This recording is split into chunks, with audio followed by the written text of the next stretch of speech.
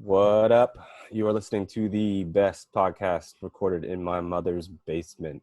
This is Forged from Fat. I am Kieran, always with John. What's up, man? What are you doing in my mother's basement?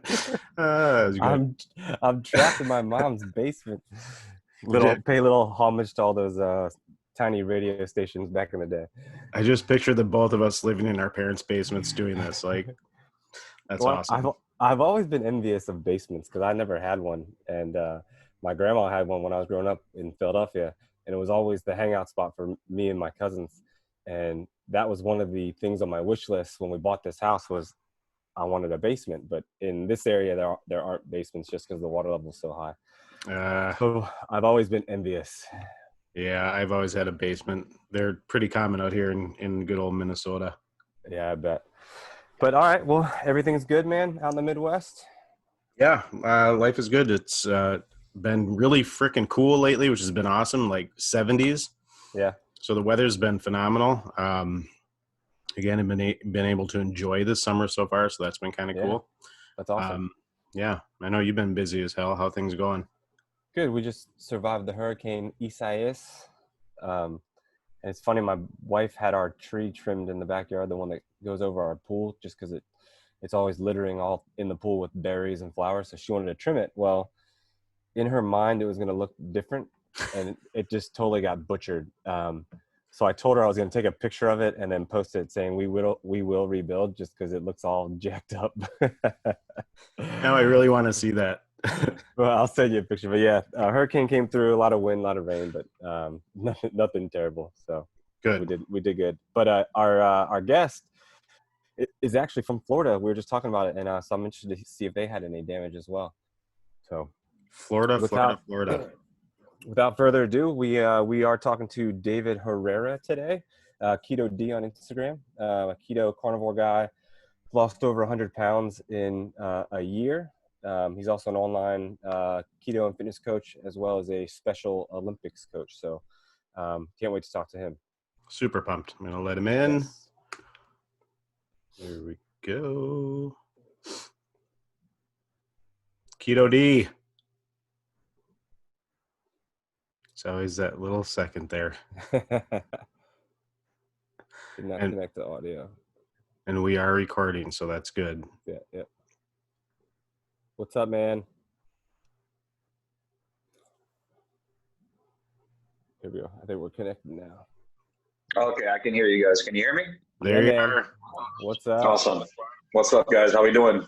Good. How you doing, David? Awesome, man. Awesome. Getting a slow start to the morning. I was weighing my options on what to wear, and I was gonna wear a tank top because I knew you were gonna wear one. Do you own any regular shirts?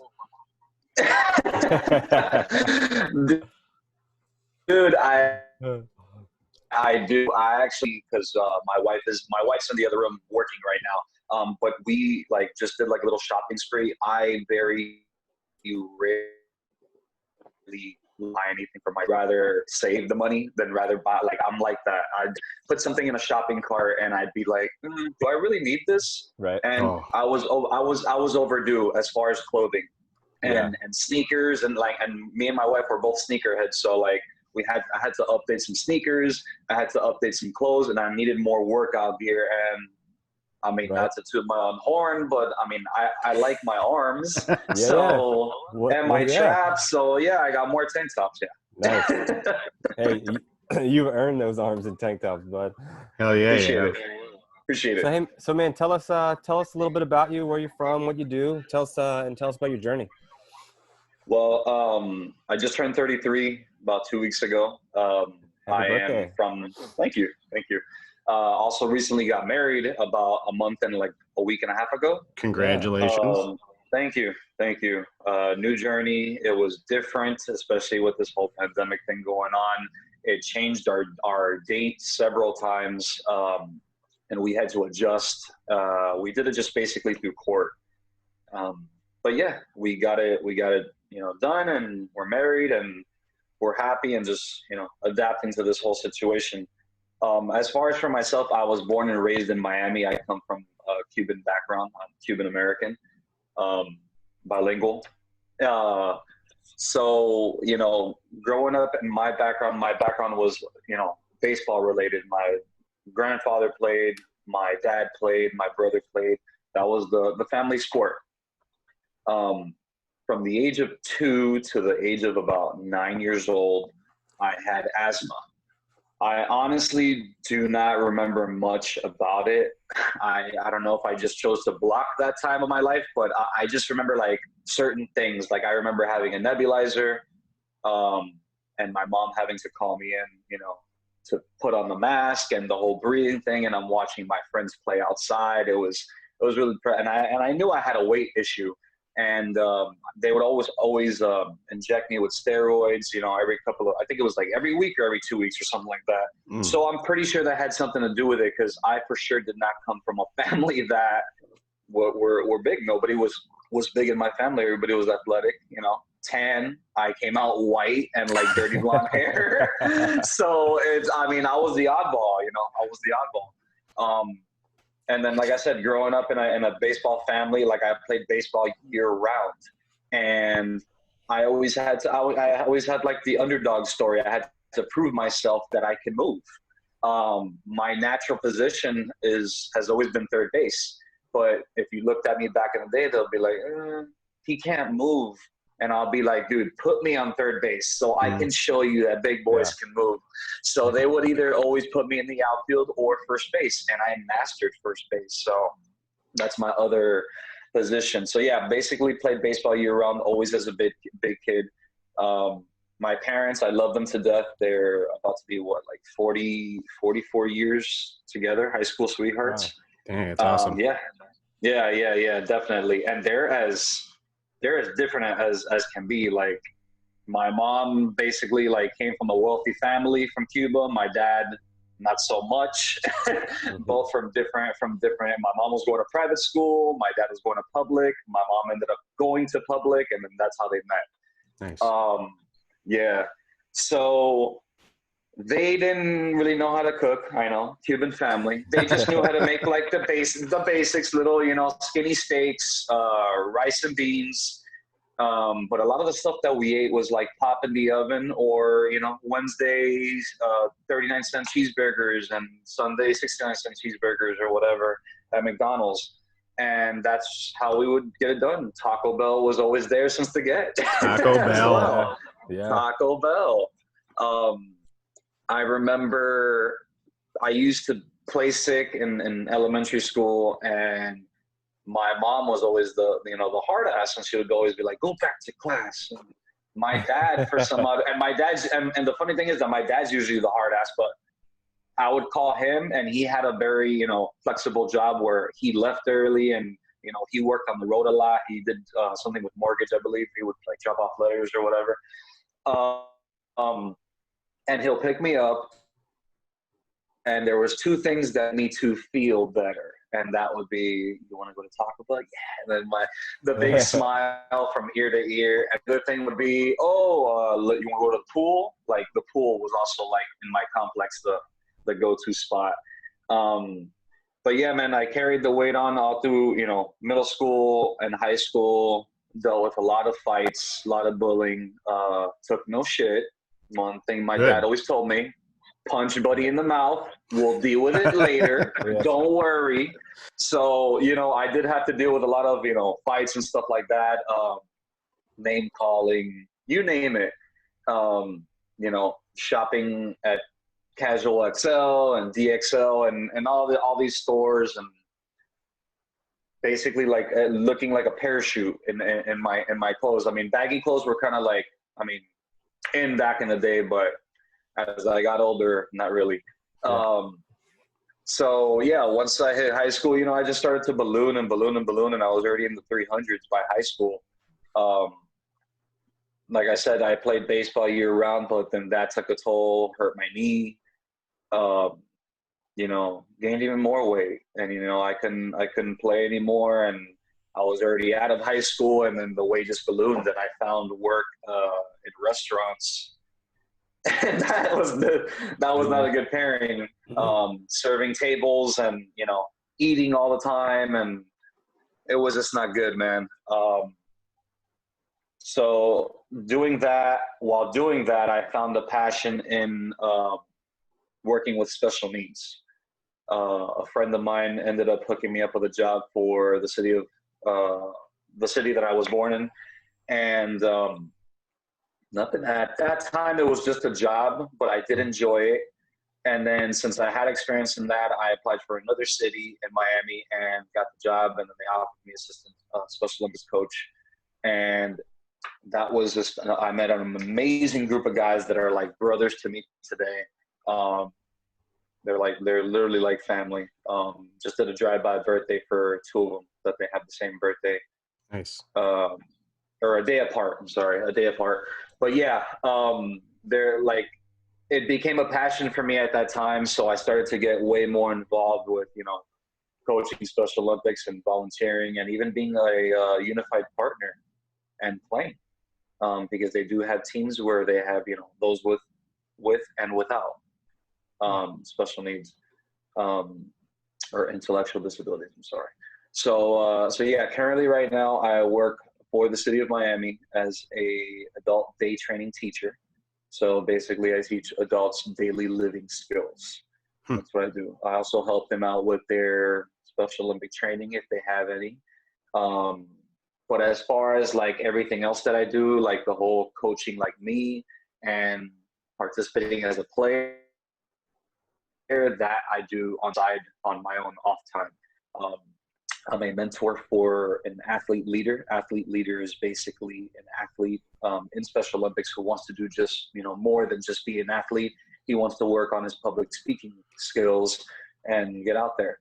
So around 2016, one of my ex-athletes, his name is Daniel Fundora, he approached me and he was like, David, man, I'm looking for, you know, a mentor. They're starting this new athlete leadership program, and I need a mentor for it. And I would like that to be you. And I was like, wow, I'm blown away. That's hell of an honor, man. And just because of that, like, we've gone on to conferences in Indianapolis. Like, I got to go on a plane for the first time thanks to Special Olympics. I got to see snow for the first time. I'm a Miami boy, bro. I'm not used to all this stuff. So yeah, man, a lot of great opportunities with him, and he's done amazing. He's gone to the World Games in Abu Dhabi. Like, he's gone to the national games. Like, he's been all over the place. He's spoken at Capitol Hill. Like, he's just a wonderful human being, you know, to be around. I'm just happy to be, you know, involved with him and with Special Olympics. They've had a first-class ticket to my whole weight loss thing, man. Going back to the weight loss thing, I've tried everything in the book. Everything in the book. I've been on diet since as, you know, early as 7, 8 years old. And, you know, Slim Fast, Jenny Craig, the last one before keto was HCG. Ooh. And that, honestly, yeah. About that? I've heard about that, yeah. You don't know about HCG? No, okay. I don't. Well, the original diet, nah. You don't, yeah, okay. Well, let me just give you a little brief, you know, on what it is. The original diet, I think, is from like the 1950s, and I think it's like 500 calories a day. The new revised one is, I believe, 1,200. So that's the one that I was doing. And you either take injections or drops under your tongue, and you got to take like B12 and all that stuff as well. I opted for the drops. And I got the drops, and me and my wife were both doing it. And mind you, she's 5 feet, 145 pounds the most. Like, she's never been obese. She's never had an issue with that. She's, you know, gorgeous. But still, you know how women are. They, you know, they want to lose weight for a certain event or whatever. And we were getting ready, I think, for my best friend's wedding. And nothing. So we did the HCG diet first time around, and it worked. And I lost like 50 pounds. By this point, I was already like in the 350s around there, like between 350, 360 around there. Most I ever got to, I think, was like 375. And so we did that. And then, of course, like, we treated it as just a quick fix to something. Mm-hmm. And, we did it and then we fell off. So, I just, lots of medical things were going on with me. Like I already had 2 screws in my ankle, dislocated my kneecap, tons and tons of scar tissue in my knee, because of baseball. I'm flat-footed. Like it's just an endless thing. And I started to develop sleep apnea, and I developed gout. Do you guys know what gout is? Yeah. Yep. Gout sucks. Gout sucks. Yeah. Gout really does suck. And then the first thing they tell you, when you have gout. Like my doctor looked at it and was like, yeah, you have gout. And I'm like, that's it? Like, yeah. Okay, whatever. And then she gives me like a sheet of paper, and it's basically saying everything I can't have. And it's basically everything.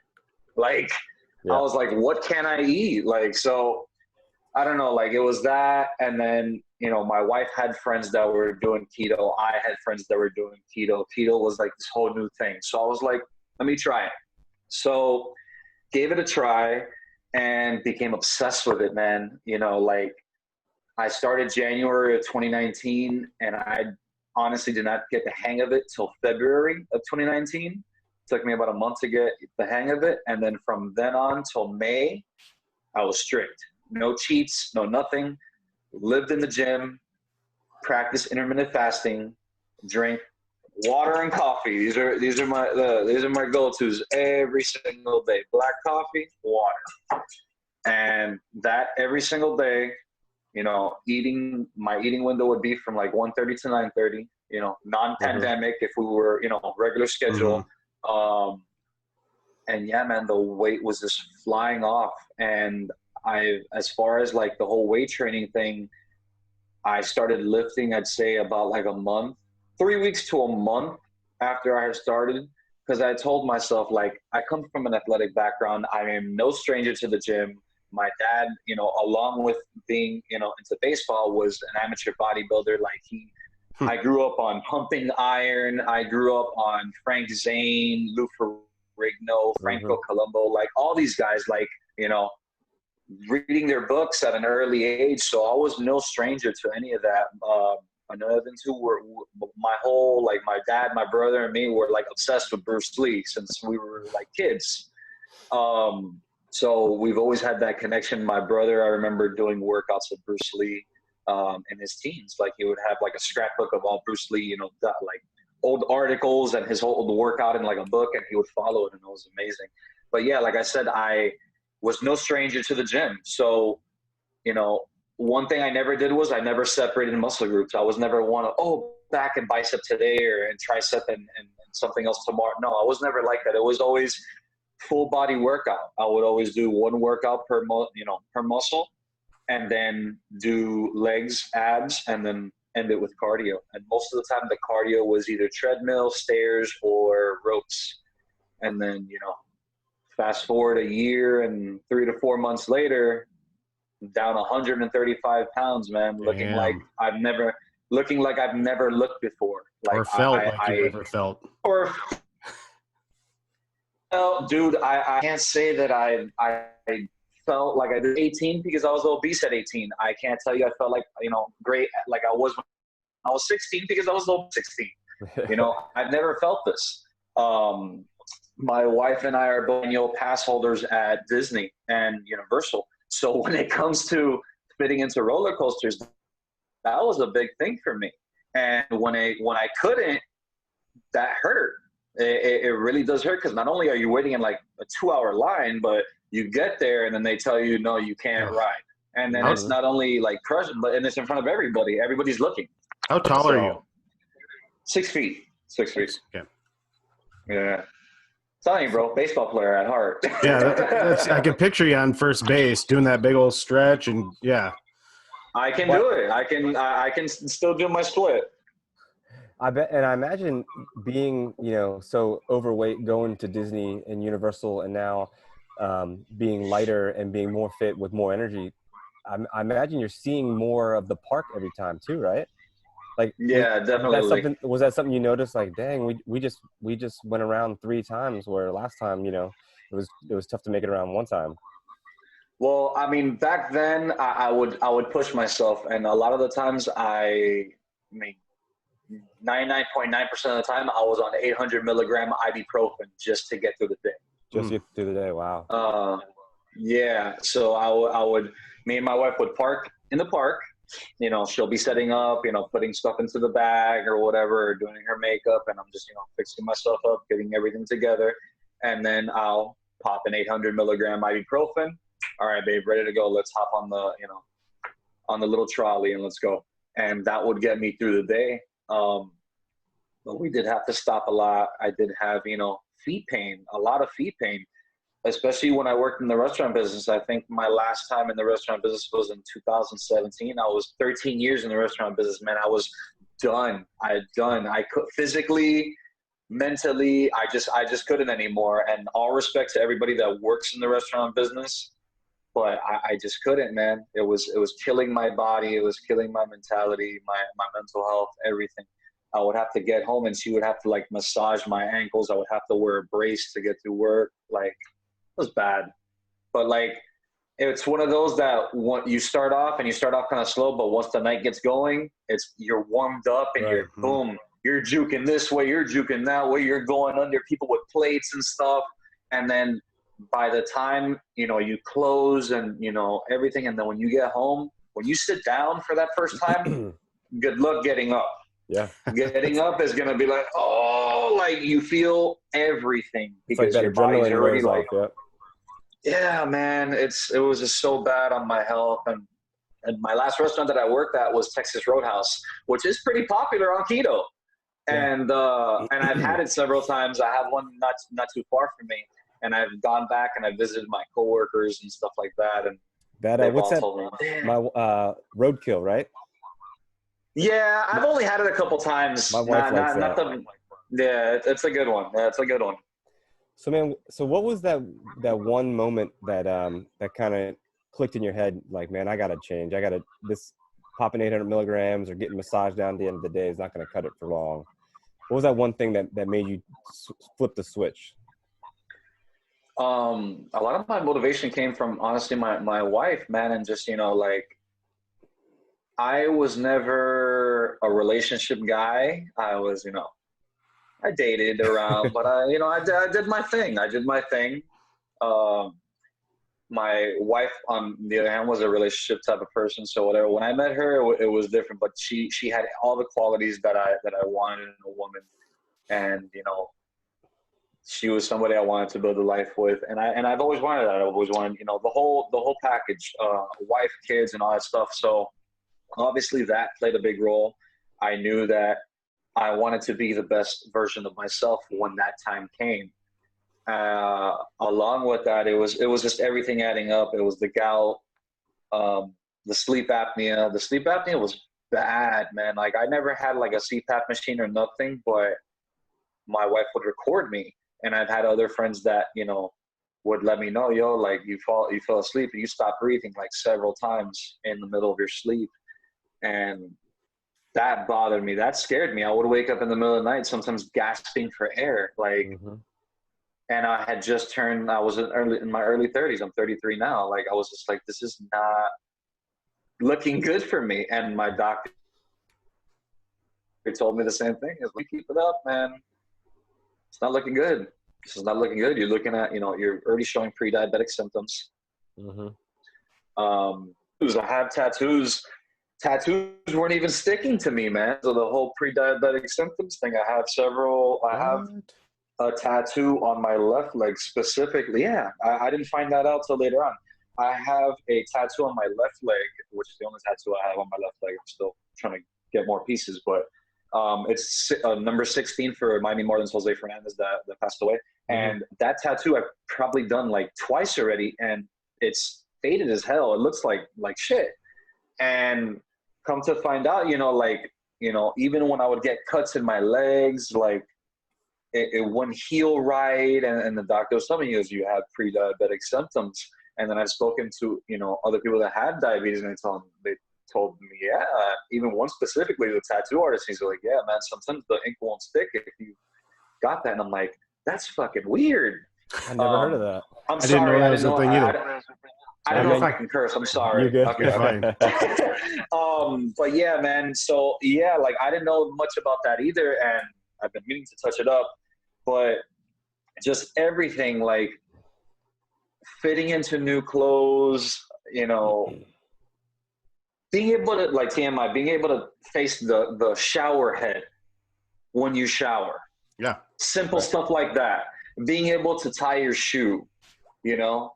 I can right now, while I'm sitting, put my chin on my knee. I couldn't do it's stupid stuff like that. Like I couldn't do that. So, you know, it's just, it's amazing, man, the stuff that I had to deal with, and I'm sure like every big guy out there. And it was all just a big wake-up call for me. And then when I came up on keto, I was like, damn, I can have burgers. Like I had the understanding of dirty keto, I guess, when I first started. I was like, damn, I can have burgers and bacon and cheese and all that stuff. And then once I started to learn more and more, like I'm still learning about it. Like I pick up stuff from, you know, Gourmet, from Goody Beats, from you, from Danny Vega, from everybody, man. Like all of you guys in your own little way have helped me some way, somehow, because I told myself and I tell this because like I coach now clients for, you know, for keto, and I tell them, and it's a cliche, but it's the way, my way of saying it is, it's little pieces to the puzzle, to a big puzzle, and that's more life, a better life. And for me, it was, okay, first I did the intermittent fasting, then I encountered keto, then I became obsessed with water, then I left my café cubano and started drinking black coffee. That was an adjustment. And yeah, man, I've been having Cuban coffee since like birth, like, so yeah, man, it was just little things here and there, you know, making sure my calories were on point, learning how to track, hitting cardio every day, you know, lifting almost every single day, like, and then also, you know, enjoying some rest days, giving the body time to rest, confusing the body. I'm very big on confusing the body because I don't like to get used to any type of thing. Like right now I started incorporating boxing workouts with my brother. My brother's a police officer, you know, hard time for him because he's one of the good police officers out there. He's always trying to make a difference. He even runs his own basketball tournament, which like he's a school resource cop. He changed the schedule now because since my nephew is playing travel baseball, he's getting older. So he wanted to be more, you know, at home for that stuff.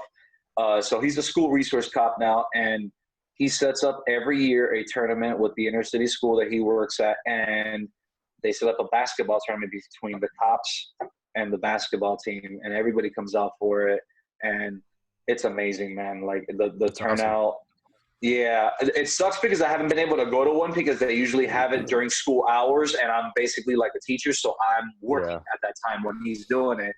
So, but I've seen pictures, and it's just amazing the stuff that he's doing, and he has his own, I guess, like YouTube channel now with his one of his cop buddies called the Bash Brothers, and they just basically talk about, you know, being able to manage, you know, life now with this whole pandemic thing and with the whole, you know, with everything going on in this world, man, and being a cop right now, you know, having kids, married, everything. It's just, it's crazy, man. But me and him have always had like a different relationship because he's more by the book. I'm the last born, so I'm more of the rebel. I'm all over the place. It took me a while to mature. Like it's been like that for me. He was always the one, you know, on point, straight A's in school. I graduated a C+ student. Like it's you know, it's different. We're just two different people, but we always, like, just like with my dad, we always had, you know, that common ground,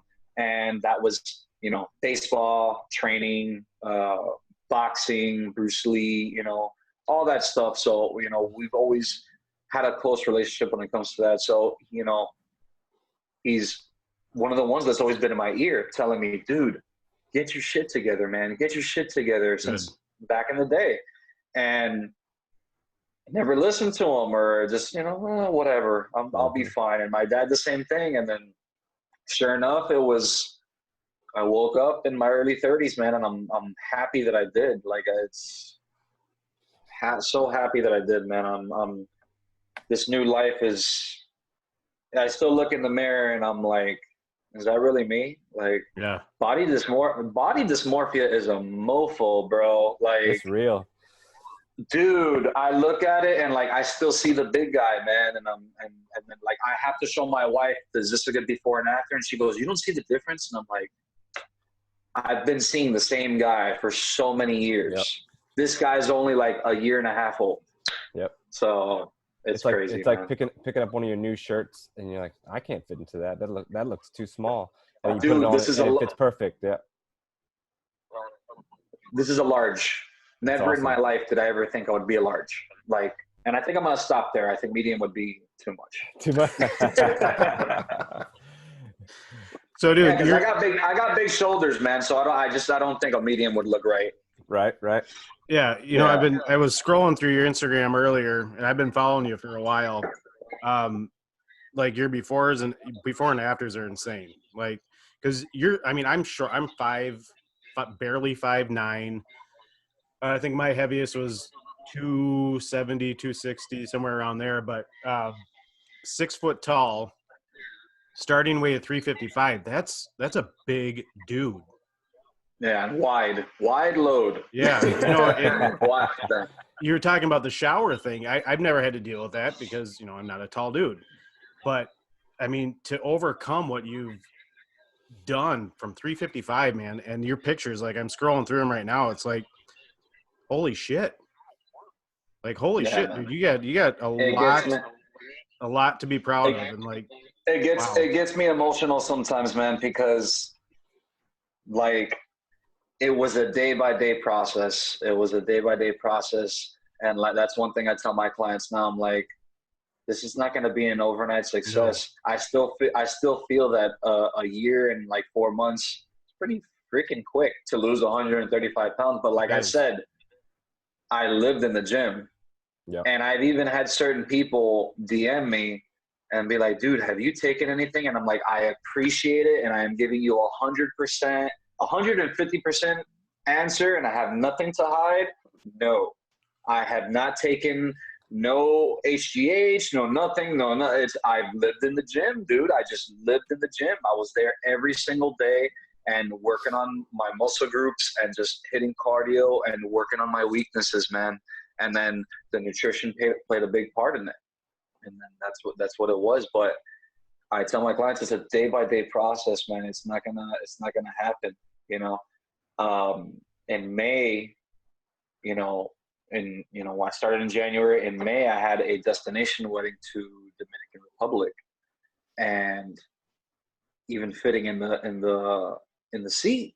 You know, when I went to Indianapolis, luckily I fit in the seat, but it was very tight. And then my second trip was to Dominican Republic, and I was able to put on I have a Sandlot shirt. I actually gave it away. I gave it away to one of my Special Olympic athletes who loves the Sandlot as well. And I've only worn the shirt maybe like 3 times.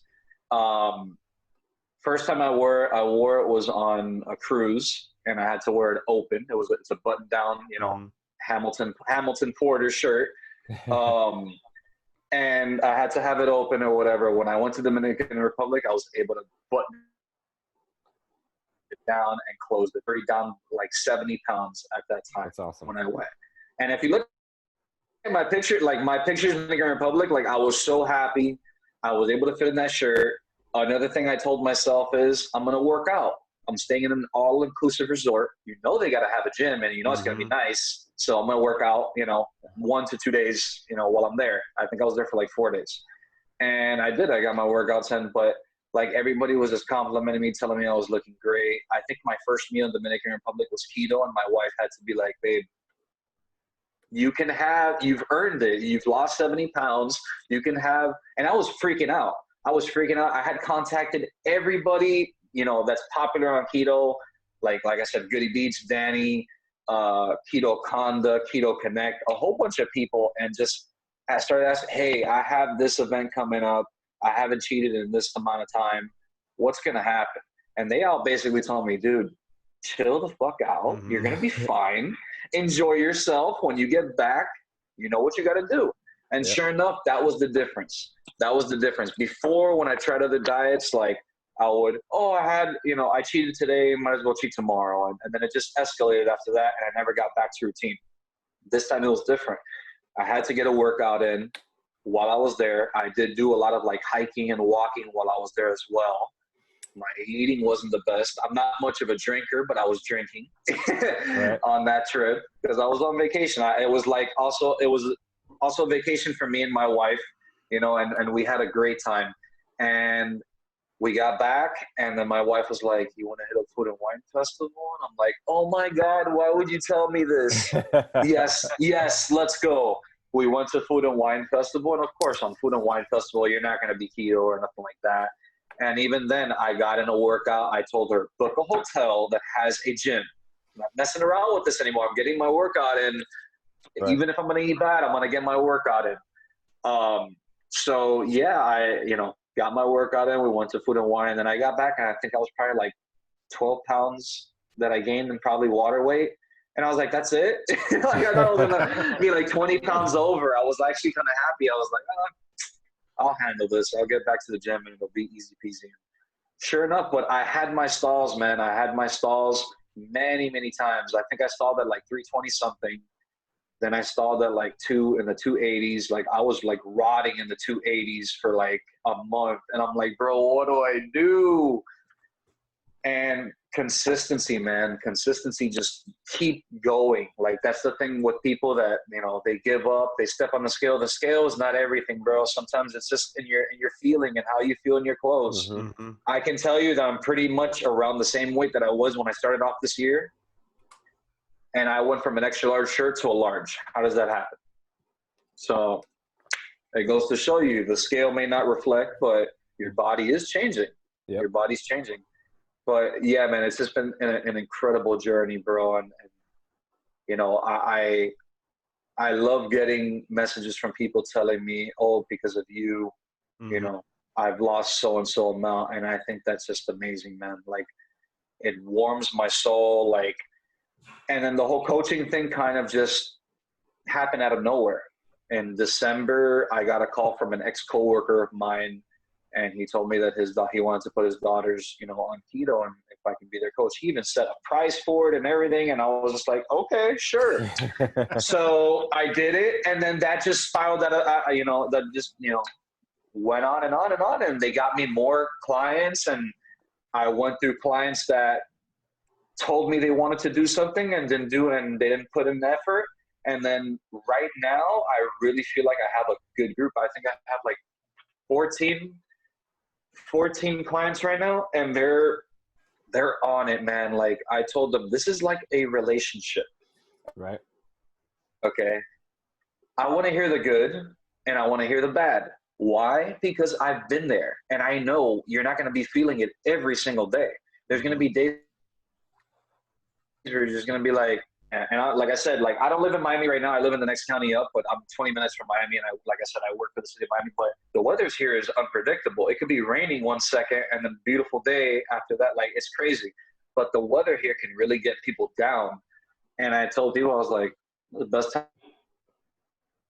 to work out. That's the best time to work out because nobody's going to want to work out. And that gym is empty. So, but yeah, man, like I just tell them, don't give up, keep on going, change things up, try fasting for longer, try, drinking more water, try cutting your calories a little bit, play with it. Don't just, use yourself as a guinea pig. And that's what I did. January of this year, I was finally like, all right, it's World Carnivore Month. I pretty much do a carnivore-ish keto anyway.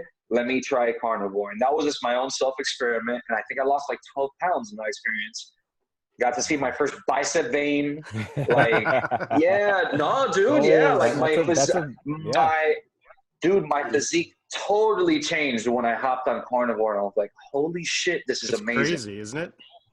Yeah, man. Yeah. And then like I started to listening to like Mark Bell and all these guys. I saw Chris Bell's documentary, Bigger, Faster, Stronger, like, and then, spoke. I don't know if you know the carnivore chef Hadi. Mm-hmm. Yeah, he's been on our show. Yeah, dude. I was actually speaking to him last night because, like, right now, I've been in the 230s and I've been rotting in here, bro, since January. So it's been several months. Well, the lowest I got to was 224. That's what it says on my Instagram. I saw it. It's staying. I saw it on the scale. It's staying. That was the lowest. Nah, but I've just been like fluctuating between like 230, 235 right now. And my original goal throughout this whole thing was to get to 220. Still not there. Mind you, I've had several things. I had my birthday. I had my wedding. Mm-hmm. You know, was not keto for any of those things. And yeah, dude, so I reached out to Goody. I wanted everybody's different opinion. I actually spoke to Ethan Suplee from American Blood, Tuna. You guys know who Ethan Suplee is? No. Yeah, Ethan Suplee. He played. He was in the show Boy Meets World. He was the big guy in the movie. Remember the Titans? Yeah. He played Tuna in the movie Blow with Johnny Depp. Yeah, he's a popular actor. So yeah, he's had his own weight loss or whatever, and he has his own podcast, and he started following me, and I had total fanboy moment. I was like, what? He's following me? That's crazy. But yeah, man, I even took a shot yesterday, and I messaged him, and I was like, listen, I've been doing this. I've been stuck at this weight. Your opinion. I want to hear everybody's opinion because you guys are older than me, have more experience in this than me. So I would like to hear everybody's opinion on what do you think I should try. So everybody had different things, to say, and I'm basically going to try every single one of them to see what works. What I usually do is I keep it keto Monday through Friday, and then Saturday and Sunday is when I'll have like keto. I'll still keep it keto, but I'll have like keto sweets, keto pizza, stuff like that. I am trying to drink more water. That's for damn sure.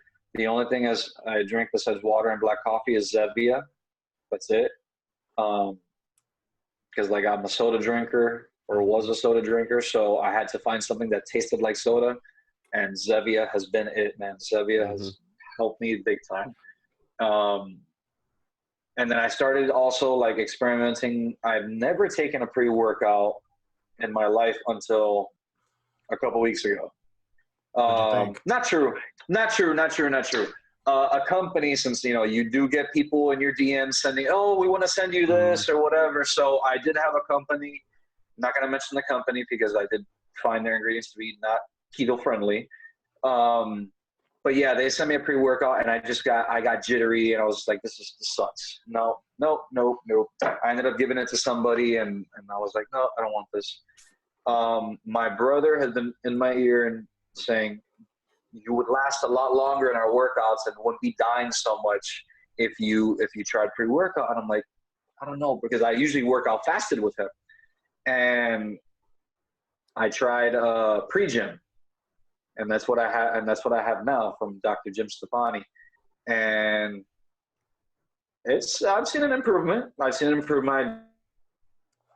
do notice that I have much more endurance, more strength. Like, I've been lifting a little bit heavy here. Like I do notice some changes. So, and I get the jittery effect with this one. I feel great. During, I feel great after. It doesn't affect my sleep, which is a big thing. And yeah, it's been going great. Yeah. So walk us through a typical day. Are you counting macros still? Are you eating just when you're hungry and stopping when you're full? What's a day look like for you? Well, I have my time with tracking. I was tracking up to my birthday. My birthday was the 20th. I haven't tracked since then, but like I said, I have my times with tracking. I usually use my Fitness Pal or whatever, and I do think tracking helps big time. I just don't think it's sustainable in my opinion. Are you going to be scanning everything or putting everything into your app for the rest of your life. It's a pain for in the me ass. personally, it's a pain in the ass, dude. Like I've told my clients, like some track, some don't. At the beginning, I will tell them I want you to track. Then I was like, you know what? Stick to the food, stick to the grocery list, stick to the recipes and all that stuff, stick to the workouts, practice intermittent fasting, drink, exaggerate on water consumption, because I do feel that a lot of people lack on water consumption. Mm-hmm. Like I myself lack, like there's some days that I'm on point and I drink a lot of water, but then there's some days that I forget to drink water, so I do think that people should exaggerate when it comes to water consumption, like drink until you can. And there you go. We were talking earlier, you were saying how you hit a couple plateaus throughout, like several 320 and in the 200s. Did you find that after you hit those plateaus, if you tracked pretty religiously, and helped push you over that edge and get you going again, or? Yeah. I knew if I wanted to get over that hump, that I was going to have to track and take a real, like I wanted to take a look at what it was that I was eating and what I was doing. So that's a better way to do that, to track. Yeah. I have a client right now that, he's been doing everything. He puts a lot of pressure on himself. He got, I think like 20 pounds or something lost the first month. So he's trying to get 20 pounds lost each month after that. And I told him that's not going to happen. No. Mm-mm. That's not going to, because at first you're going to lose that water weight, and then you're still going to continue to burn and lose weight, but you're not going to be doing. It's going to slow down a little bit, and maybe you might get to like 7 or 8 pounds a month, maybe 10, but that all depends on you and how much you work out and how serious you take this. So, like I just, when the stalls happen, you just got to change things up. And I would change up my diet. I would try fasting a little bit more. I would try 24-hour fasting. I think I even did a 3-day fast one time. And even that, I was like, damn it, should I work out? And like I said, I get into my head a lot, and people and people, a lot of people do. A lot of people do. And you just can't, you just got to keep on going, man, and keep on going and try new things. And then that's how you'll find out. Yeah. But the whole, plateau thing, it gets into your head for a little bit. But as far as like, if you want to get out of it, I do feel that tracking can help. Yeah. If you want to get to your goal faster, I do feel that tracking can help. As far as for me right now, a typical day, things are obviously different because of the whole pandemic. I do get more sleep now. But nothing. I wake up. Like I said, I start my day off usually kind of slow. I check in with my clients. I, just had black coffee, chugging. Like I said, these two are with me every single day, everywhere I go. So I have that, and then usually like around 1 o'clock, because the gym that I go to, I work out. Me and my wife had to stay. When I started my keto journey, we moved in with my parents to save money. Typical stuff, what you do in Miami, or young couples do. And we stayed with them, and we stayed with them for like about 9 months. And they, the house that we lived in, they left it. We're all grown now. We all moved out. So they were like, let's get an apartment, and it's kind of bougie. It's kind of bougie. They have everything. They have everything, like movie room, game room, conference room, sauna, steam room, biking room, weight room, everything. Yeah. Everything you name it. So it was free, and that was a hard thing for me as well. That's a question I asked myself. Would I have done this journey if I didn't have that free gym? God, I hope so. But I don't know, man. But like I said, like I took advantage of that gym because it was downstairs. There was no excuse. It's literally push an elevator button and you're downstairs and it's right there. So there was no excuse.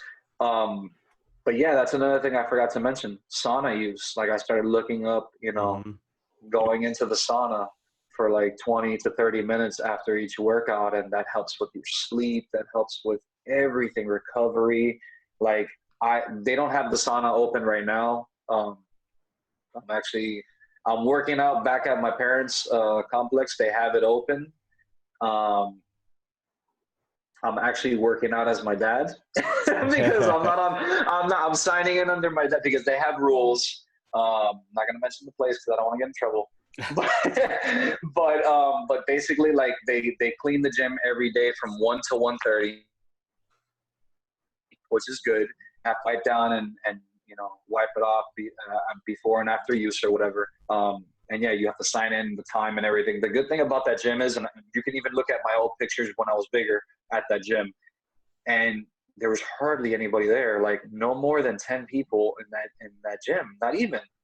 So a lot of the times I found myself in that gym alone, and I loved it because I can grunt, I can do what I can do. Nobody can say anything. And it was a lot of sacrificing, man. So many holidays, July 4th, Cinco de Mayo, holidays that you're supposed to be eating a bunch of garbage. I was in the gym. Good for you. Good. My wife would tell me, hey, I'm going to go have a girls' night. Why don't you call so-and-so and, go play pool with him or go do something or whatever. And I'd rather be at the gym. Right. Because I just became obsessed with just bettering myself. When I was bigger, like, I had more friends. I had a bigger crowd. I cared about what this person was doing. I wasn't caring about myself. I was all about, hey, let's get together. Let's go have drinks. Let's go eat or whatever. Nah, and I told a bunch of friends of mine that I didn't stop talking to them. I just, like I said, I was way worried about I needed to be selfish and like that for me. Like I needed to concentrate on my health. And the only way that I was going to do that was by not chilling with many people and just, spending my nights every night in the gym. And that's what I did. And, it's been a blessing. And people, you have no idea, like people in high school, have been hitting me up. Hey, can you help me out? And I'm like, weren't you, really like, you know what I'm saying? I don't want to be mean, but it's like, this is crazy. Like I was huge in high school and people are coming to me for help. Like, yeah, that's awesome. It's a shock. Like, but yeah, man, I'm the whole coaching thing. Like I said, I if you DM me and ask me a question, I'll answer your question. But if you're, I do my coaching thing. I just made it an LLC. And, like I'm, I feel I charge very little for what I do. And, but I'm there in your ear and every freaking day, like, hey, did you do this today? Hey, like cause I care and I've been there and I want them to have success. And anybody that hits me up, and the first thing I do interview them when they hit me up for my services, because I want to hear it in their voice, and if I'm looking at them, I want to see it in their eyes. I want to know that they're ready for this, because a lot of people hop and dice and they think it's the quick fix, and it's not. And then they're like, oh, I'm like, I had a lot of that in the beginning. A lot of my clients in the beginning, they would have me for the first month and then they wouldn't renew, and that's because they thought they had it all figured out, which they don't, because I have keto figured out or carnivore. I'm a student of the game always.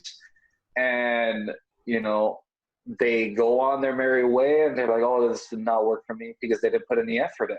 And that's the only thing I told them. I was like, listen, if you give this your all and you do not give up and you give me effort, you're going to have success on this. I promise you. I promise you. Anything is better than what you're eating now. You get me?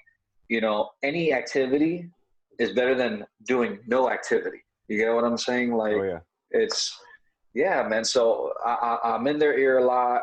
I do lives every day with them, just to let them know, to stay motivated, to remember their why, to remember why they came to me in the first place, stuff like that. And one of my clients, I don't charge him. He was one of my first clients. He's a Special Olympic athlete of mine. His name is Michael Gonzalez. Shout out to Big Mike. When I first met him, 6'5", 290 pounds. He's a beast. But he's my little John from Robin Hood. He's oh my God, he's a big dude with a big heart. Like, he's a big teddy bear. Sometimes you just want to be like, toughen up, man. but no, he's got a really, really, really big heart, man. And he told me he wanted to fix his weight. He saw the success that I was having. I was coaching him in softball at the time. And then in December of 2019, I put him on keto. What I do is, with all my local clients, I go with them to the grocery store because, you know, some of them are better, you know, I'm a visual person, so I have to see what it is, you know, and get an understanding. So I basically go to the grocery store and I break it down to them what's what and what items I would get, what items to get if you're on a budget, stuff like that. And I went with him to Costco and he got everything. And Buddy literally has continued the diet. He has lost over 75 pounds. Damn, wow. He just bought a weight set. Like, he's becoming obsessed with this, and he looks amazing. Amazing, awesome. Amazing, amazing. And I don't have to stress with him because he does his part. He texts me. He texted me the other day, "Hey, coach, can I have a cheat meal?" And I just laugh because I'm like, he doesn't make a move unless I say. Right. Like, he doesn't make a move unless I say. And I'm like, dude, you've had a hell of a weight loss. Enjoy your cheat meal. You know what it is that you have to do. He had a cheat meal. He weighed himself the next day and he was down a pound. So he was like, how did that happen? And I'm like, that's just the body, bro. The body's a weird thing, man. And even if you're a scientist, it's very hard to figure it out. But all you can do is just keep on doing what you're doing, and there will be changes, man. Changes will happen. Absolutely. Well, David, we're coming up on our timeline here. What is first of all, it's been great learning more about you and what you accomplished so far. Awesome story. Awesome. Thanks. Appreciate it. What's next for you? I mean, you got your coaching going, you got your Special Olympics coaching going, you just got married, you're kicking ass. What's next? I'm trying to see where this whole, you know, weight loss journey takes me. It's opened up so many doors. I've gotten to know so many people. There's guys that I've gotten to know on this weight loss journey that have become brothers of mine. You know, couple names to throw out: Gormy, J-Arp's Journey, Poro, you know, Danny Vega. Like, I have Danny Vega on text. Like, I can just text him and just hit me up. And like, these guys have, you know, been so warm with me and have helped me so much. And like I said, this is what, my 5th podcast. This is like amazing, man, to even be asked to just share my story. My first time was on Gormy's podcast. And I remember when it came out, that was an emotional day for me. Like, I was crying several times that day because it's not easy to just open up about, you know, your struggles and all the stuff that you dealt with. And, but as far as like, I want to grow this thing and see where it can take me, man. I have spoken very, you know, not very lightly with my brother about a brother podcast with him. I'm working right now on doing my first YouTube video. So I want to grow my YouTube channel and basically do your typical like keto YouTube channel, you know, basically, you know, top 5, you know, keto items that I have in my house or stuff like that, you know, just anything to be helpful. I don't want to do any YouTube videos knocking anybody or do nothing. All my be to help the person in life. Like, that's my whole thing. And like I said, who knows where this can take me. I've had several, you know, food companies that have hit me up, several people that have wanted me to try out their gear. I mean, I don't know about all that stuff, but you know, who knows where this can lead. But just want to test out the waters on the whole YouTube thing. I'm just trying to get used to the whole techie side of it because I'm not a computer guy. I'm not a camera guy. I played sports and I lift weights and I do my keto. So as far as all that stuff, like, I'm still learning about all that stuff and, you know, editing and all that stuff. I have my intro ready for my YouTube. I just need to, I had a video of me it's basically like an introduction of me talking about myself and my whole journey or whatever. And freaking iPhone messed me up and kept on telling me my iPhone storage was high, and I had to do a reset of my phone. No, it was a disaster. It was a disaster. So I lost the video. So I have to re-record that video and basically talk about myself again. But yeah, that video should be coming out soon. I will send you guys a link. I don't have the little swipe up. I'm not cool yet. I'm not like Gormy and have 10K followers where you can swipe up. So I got like 4,000 more to go. Yeah, dude. I think I got like 6,000 more to go or something like that. But like I said, man, like this whole weight loss community, and I've met people from different backgrounds, you know, vegans, paleo, you name it. And you know, people that have done weight loss surgeries and all sorts of stuff, even making that decision, you know, I was on that route. I was going to do that, but I decided to choose another route. But even making that decision to have a weight loss surgery, it's not easy.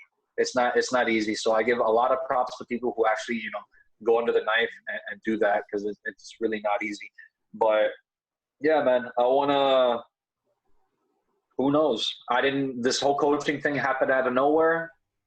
I'm open to what comes out of nowhere again, and maybe it'll be something great. You know, maybe I can make it into a career and be like these guys like Goody Beats and stuff like that, where they can be like, hey, I quit, I leave my job, I can do this now. I mean, that's the goal. Everybody wants to work for themselves. I think that'll be great, man. I mean, to have to work from home and just provide content and help people, that's an amazing job. I wouldn't mind that. So yeah, that's the plan. Awesome. So where can people go find your content? Where are you mostly active on? Mostly active on Instagram at keto_D. Like I said, I haven't posted my first YouTube video yet, but it will be coming out soon. When I do, I will definitely, when it does, I will definitely let you guys know. But yeah, that's where you can find me at. In the meantime, at keto_D. So if somebody's looking for coaching, where can they find you? Same spot. You can DM me there. Send me a message. And like I said, like I'm not to the point yet where I get a bunch of messages and I can't get back to everybody. I'm not that popular yet. If you shoot me a message, man, even if you want to talk or share your story or whatever, like I'm there, man. You can just hit me up, ask me any questions. Like I said, I am a student of the game. You know, if I have any questions for you, I will be in your DMs and ask you as well. Like I have no shame in that, man. Like it's never too bad to keep learning, man. Yeah, man. Well, congrats on everything that you've done so far. Congrats on how far you've come already. Let us know if there's anything that we can do for you. You know, we don't have all the answers, but we're here to help if we can. And obviously, we'll be reaching out to you again if we need anything. But yeah, man, great story. We really appreciate you sharing it with us. Thank you, David. Appreciate it, guys. Hey, thank you, guys. Appreciate the time. And we'll talk soon. All right, bud. See you, man. Bye. All right. So that was a great episode. Yes. And we are still recording because we got to tell people where they can find us. Oh, man, I almost did my stretch and stood up. I know. That's why I said that. All right, bud. So what's real quick, we got to do our thing, man. What's new for you? What are you listening to? What are you doing? Actually, you know, I was in bed all last week feeling sick, so I started The Last Kingdom. It's a show on Netflix with the Vikings and Saxons before England was actual England and it was broken up into the small kingdoms. So I'm actually on season 4 of that. I've never watched a show this quickly, but other than that, I've been reading Summer in the Bronx. It's an old New York Times writer who used to cover the Yankees, is just telling a bunch of baseball stories, which it's pretty interesting. I'm not a Yankees fan, but he talks about people that are obviously recognizable to anyone that follows baseball. So yeah, just trying to get better. And I've been watching this show while my wife sleeps, and I've never done that before, but I'm hooked. It's called The Last Kingdom. It's really good. The Last Kingdom. Yeah. Awesome. What about you? I restarted Shameless. I think I've been doing that for a while, but I've been watching it more. Taylor's been busy doing things, so she hasn't been home, and I just, kicking back and enjoying Shameless. Rereading the book High Performance Habits by Brendan Bouchard. Great book. I've seen that. Yeah. It's a good one. Other than that, like I said earlier, enjoying summer. Yeah, it's been the weather's been super nice, so that's good. And cool, man. Well, where can people find you? In my mom's basement. Hell yes. Kieran.Carabine on Instagram, on Twitter, Keto Firefighter on Facebook. If you need anything, let me know. If you got any questions, hit me up. You? Keto Colombian on Instagram, Twitter, Facebook. We are at Forage from Fat on Instagram. I'm almost done with our website, so we will have a www.foragefromfat.com. Sweet. Also, and hashtag dad life on PUBG if you play PUBG. Hashtag dad life. All right, my friend. Till next time. Absolutely. It was great talking to you. All right. See you, everyone.